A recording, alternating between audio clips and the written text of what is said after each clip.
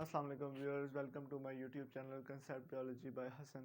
Finally, our detailed chapter which is about biological molecule is finished and our next chapter is about enzyme. If you see any type of video about biological molecules, you can visit this channel. I put a lot of data on biological molecules and our next chapter is about enzyme. We start enzyme and after this chapter I hope you have a lot of concept about enzyme. So let's start our next chapter which is enzyme. बिस्मिल्लाहिर्रहमानिर्रहीम। हम enzyme को इससे पहले कि हम enzyme की definition या इसकी history discuss करें, हम enzyme को सबसे पहले बहुत common way से समझते हैं। जैसे कि आप सबको पता है कि कोई भी एनिमल हो, कोई भी लिविंग ऑर्गेनिज्म हो, या हम अपनी भी बात कर लेते हैं कि हम जब सुन रहे हैं, खा रहे हैं, देख रहे हैं, तो कोई काम कर रहे हैं, कोई एक्टिविटी परफॉर्म कर रहे हैं, तो हम ये क्यों कर पा रहे हैं, हमें किसकी कौन हमें इस चीज़ को परफॉर्म करने में हेल्प कर रहा है, हमने आज बेसिकली वो चीज़ को देखना है। तो एज वी नो हमारी बॉडी के अंदर मुख्तलिफ़ तरह के केमिकल रिएक्शंस हो रहे होते हैं।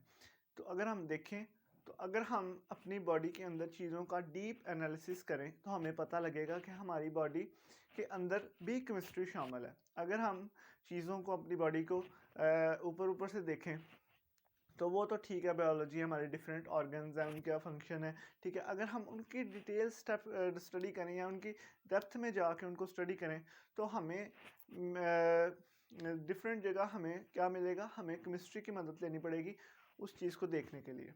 जैसे हम हायर लेवल पे हम जाके बायो केमिस्ट्री पढ़ते हैं, उस तरह हमें ये आप समझ लें कि केमिस्ट्री की जान जब तक बायोलॉजी है केमिस्ट्री भी है, ठीक है। तो एनीवेज हम बात कर रहे हैं केमिकल रिएक्शन में, हमारी बॉडी के अंदर केमिकल रिएक्शंस हो रहे हैं।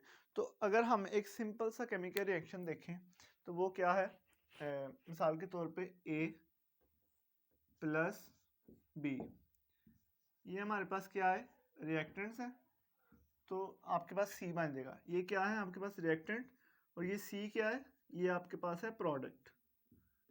ये आपके पास रिएक्टेंट्स है और ये आपके पास क्या है, आपका प्रोडक्ट। तो आपको पता है कि कोई तो चीज़ है जो इसको इस फॉर्म में, इसको इस फॉर्म में कन्वर्ट कर रही है, ठीक है। वो हमारे पास अगर हम फिजिकल वर्ल्ड में देख लें, out of living organism body हम देख लें, तो वो क्या है, वो डेफिनेटली कैटलिस्ट है। क्या है वो, हमारे कैटलिस्ट है।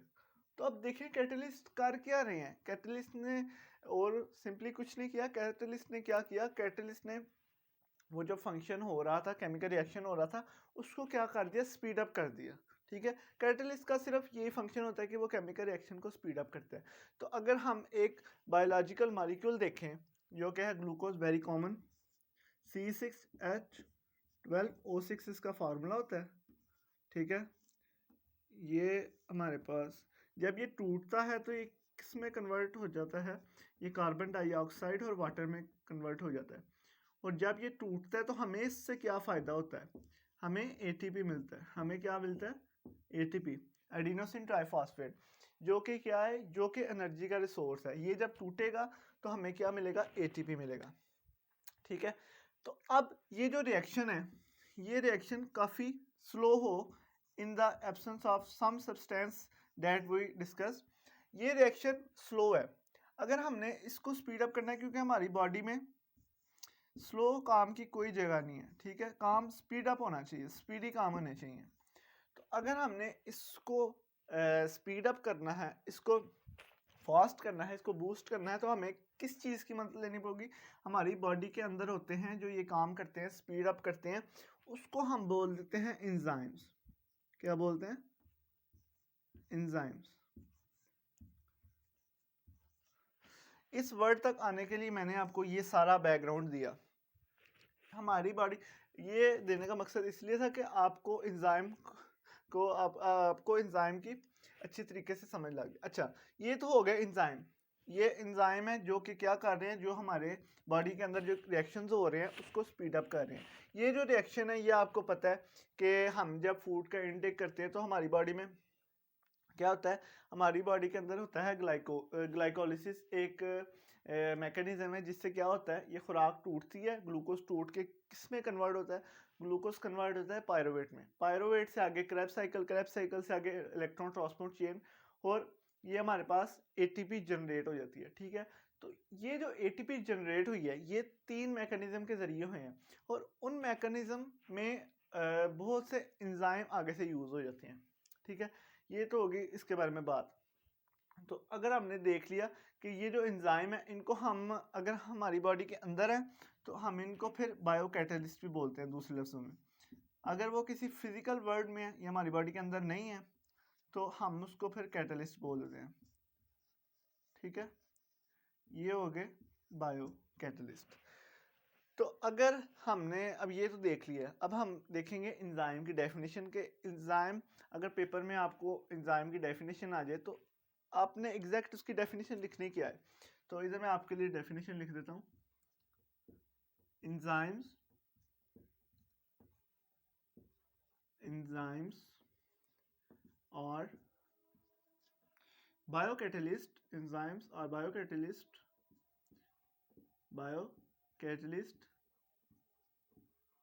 I have underlined this word biocatalyst, which speed up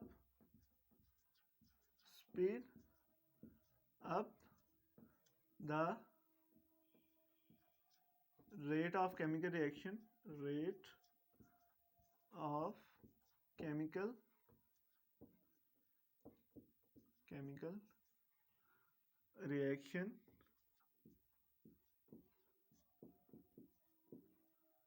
without themselves being used.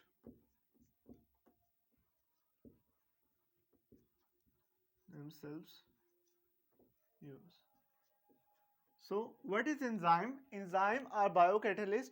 Bio mean life and catalyst mean which increase the rate of substance, which speed up the rate of chemical reaction without themselves being used.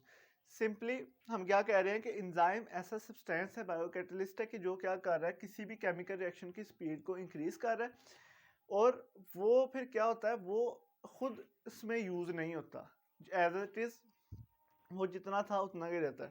तो ये तो हो गया enzyme. और इसके लिए एक और बात, enzyme are heat sensitive to heat, sensitive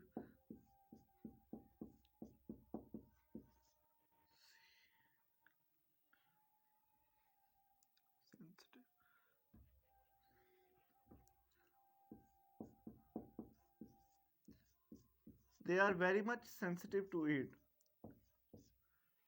If the heat of our body is too much increased, then the enzyme is denatured, enzyme killed. तो क्या एंजाइम जो है हीट सेंसिटिव है। अब तो ये तो हमने उसकी डेफिनेशन भी देख लिया, अब थोड़ी सी बात कर लेते हैं एंजाइम की डिस्कवरी पे। तो as you all know that जब भी कोई बच्चा पैदा होता है तो बच्चा पहले आता है, फिर उसका हम नाम रखते हैं। तो इसी तरह एंजाइम को सबसे पहले हम एंजाइम ही नहीं कह रहे थे, एंजाइम का पहले कोई और नाम था, फिर इसको बाद में साइंटिस्ट ने एंजाइम बोला। जो पहला एंजाइम था वो था डाइएस्टरेज।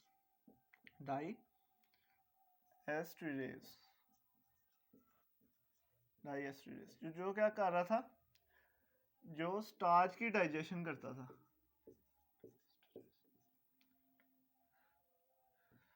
ये स्टार्च की डाइजेशन करता है। You know that starch is a polysaccharide. यार